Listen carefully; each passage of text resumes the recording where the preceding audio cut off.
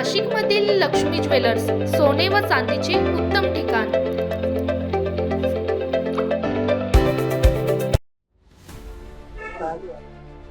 सगळ्यात प्रथम तर सगळ्यांना जय शिवराय, जय ज्योतिबा आणि जय भीम सगळ्यांना आणि जय संविधान। काय बोलावं मला काही समजत नाहीये, पण आज संविधान दिवस आहे हे सगळ्यांना माहिती आहे। कुठल्या पण महापुरुषाने कुठल्या विशिष्ट जातीसाठी काम नाही केले आणि त्याच्यामध्ये स्त्रियांसाठी ज्यांनी काम केले ते माझ्यासाठी पुनर्जन्म देणारं व्यक्तिमत्व आहे। मग ते महात्मा फुले तर आहेच, ज्यांनी शिक्षण दिलं, त्यानंतर रघुनाथ कर्वे ज्यांनी संतती नियम देऊन स्त्रियांचं आयुष्य सुकर केलं, आणि तिसरे म्हणजे जे कायमच ज्यांना पिढ्यानपिढ्या त्यांचं ऋण फिटणार नाही असे डॉक्टर बाबासाहेब आंबेडकर, ज्यांनी हिंदू कोड बिल, म्हणजे आज मला शोकांतिका आहे की मी जेव्हा जय भीमचा नारा लावला तेव्हा मला पोलीस स्टेशनला घेऊन येणारी जी महिला होती तिला पण म्हटलं, बाई आज तुझी वर्दी घालून मला घेऊन चाली ना पोलीस स्टेशनला, हे पण त्या बाबासाहेबांची कृपा आहे बरं तुझ्यावर। मला हसायला आलं, मी अजूनही आनंदी आहे, मला काही वाईट वाटत नाहीये। माझी नोकरी, माझं प्रमोशन मला काहीच कळत नाही, कारण माझ्या बाबासाहेबांनी हिंदू कोड बिलाचा जो राजीनामा दिला होता तो माझ्यासारख्या महिलांसाठी दिला होता।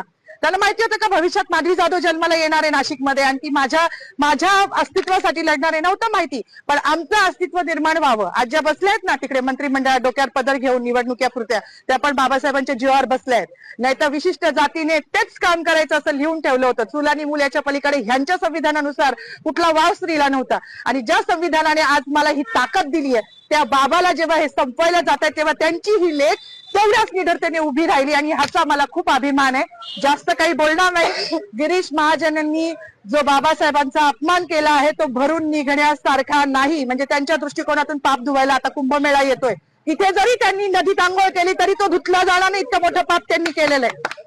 त्यांचं पाप जेव्हा संविधानाच्याच मार्गाने त्यांच्यावर ॲट्रॉसिटी दाखल होईल ना तेव्हाच ते धुतलं जाईल। एवढीच माझी मागणी की त्यांच्यावर ॲट्रॉसिटी दाखल करावी, अन्यथा ह्याच ठिकाणी मी उपोषण चालू करणार आहे। केलंच आहे असं समजा, जोपर्यंत त्यांच्यावर ॲट्रॉसिटी दाखल होत नाही। बाकी मला काही म्हणायचं नाही। पुन्हा एकदा जय भीम, डॉक्टर बाबासाहेब आंबेडकरांचा, डॉक्टर बाबासाहेब आंबेडकरांचा, भारतीय संविधानाचा मुर्दाबाद, गिरीश महाजन मुर्दाबाद, संविधान जिंदाबाद, जिंदाबाद जिंदाबाद, लोकशाही जिंदाबाद, जिंदाबाद जिंदाबाद, हिटलरशाही मुर्दाबाद, मुर्दाबाद मुर्दाबाद। आज संविधान दिन आहे, 26 जानेवारी। सगळ्यांना जय शिवराय, जय भीम, जय संविधान, जय सम्राट अशोका। माझं म्हणणं एकच होतं की आज 26 जानेवारी 1949 रोजी संविधान लागू झालं होतं। तर आज जो काही आपण हा दिवस साजरा करतो आहे प्रजासत्ताक दिन, हा फक्त भारतीय संविधानामुळे करत आहोत। जर भारतीय संविधानच नसतं तर आज आपण एका छताखाली सर्व धर्मीय लोक जमलोच नसतो आणि हा जातीभेद राहिलाच नसता।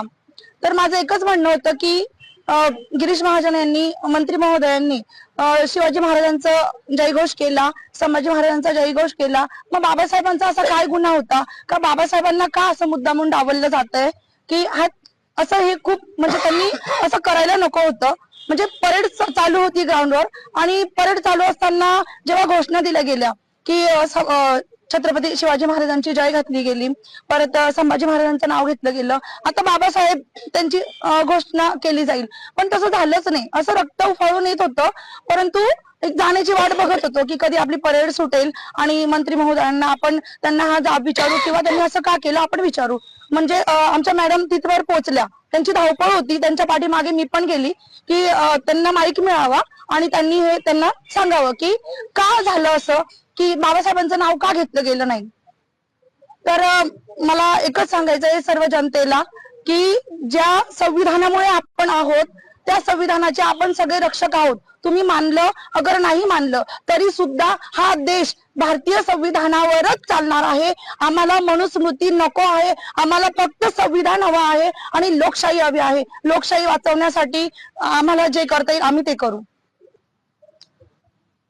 आज आमच्या माधवीताई आणि सौकुर मॅडम यांनी नाशिक येथे गिरीश महाजन यांचं ज्यावेळेस भाषण चालू होतं त्या भाषणामध्ये डॉक्टर बाबासाहेब आंबेडकरांचं नाव न घेतल्या कारणानं जो संतप्त सवाल व्यक्त केलेला आहे, त्यांच्या या भूमिकेशी वंचित बहुजन आघाडी ठामपणे उभी आहे।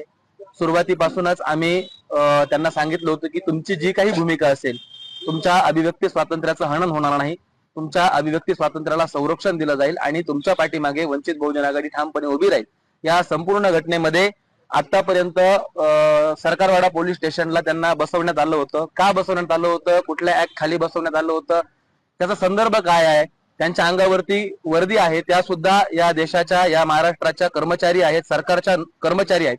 आणि कर्मचाऱ्यांसोबत असं वागणं, याचं नेमकं फलित काय आहे, याचा विचार काय आहे, हे सुद्धा आम्ही या प्रशासनाला विचारतोय. आणि मंत्री गिरीश महाजन यांनी डॉक्टर बाबासाहेब आंबेडकरांचं नाव न घेता जी RSS ची मानसिकता, भारतीय जनता पार्टीची मानसिकता उघड मांडलेली आहे, या मानसिकतेच्या विरोधात हा देश आहे.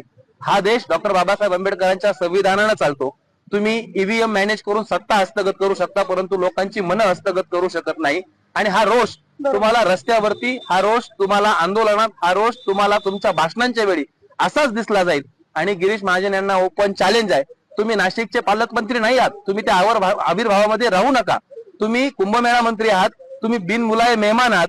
तुम्ही नाशिकमध्ये वृक्षतोड केली, नाशिककरांनी सहन करायचा प्रयत्न केला. तुम्ही नाशिकचे हाल जळगाव सारखे करायचे प्रयत्न केले, नाशिककरांनी सहन करायचा प्रयत्न केला. परंतु आता नाशिककर तुमच्या या महाचुकीला, घोड चुकीला विसरणार नाही आहेत. तुम्ही डॉक्टर बाबासाहेब आंबेडकरांचा अपमान केलेला आहे. गिरीश महाजन, तुम्ही नाशिक सोडून परत जळगावला जा. आम्हाला दुसरा कुंभमेळा मंत्री द्या. गिरीश महाजन यांनी या मंत्रिपदाचा राजीनामा दिला पाहिजे. आणि आम्ही नाशिक जिल्हा कायद्याचा बाल्यकिल्ला म्हणणाऱ्या संदीप कर्णिक साहेबांनाही आव्हान करतो की तुम्ही कोणत्याही गृहमंत्र्याच्या दबावाखाली नाही येता, मंत्रिमंडळाच्या दबावाखाली नाही येता. हा तमाम दलितांचा, तमाम आंबेडकरी प्रेमींचा अपमान आहे. या अपमानाच्या ऍक्ट नुसार तुम्ही अनुसूचित जाती जमाती प्रतिबंध कायद्याच्या अनुसार गिरीश महाजनवरती गुन्हा दाखल केला पाहिजे. आणि हीच मागणी या दोन्ही कर्मचाऱ्यांची आहे. आणि या मागणीला वंचित बहुजन आघाडीचा पूर्णपणे पाठिंबा आहे. जर सरकारी कर्मचारी म्हणून त्यांच्यावरती कुठल्याही प्रकारचा दबाव आणण्याचा प्रयत्न केला तर आम्ही हे प्रकरण सरळ सरळ आदरणीय बाळासाहेब आंबेडकर यांच्या कोर्टामध्ये नेऊ आणि तिथून आम्ही न्याय मिळवून आणू. धन्यवाद.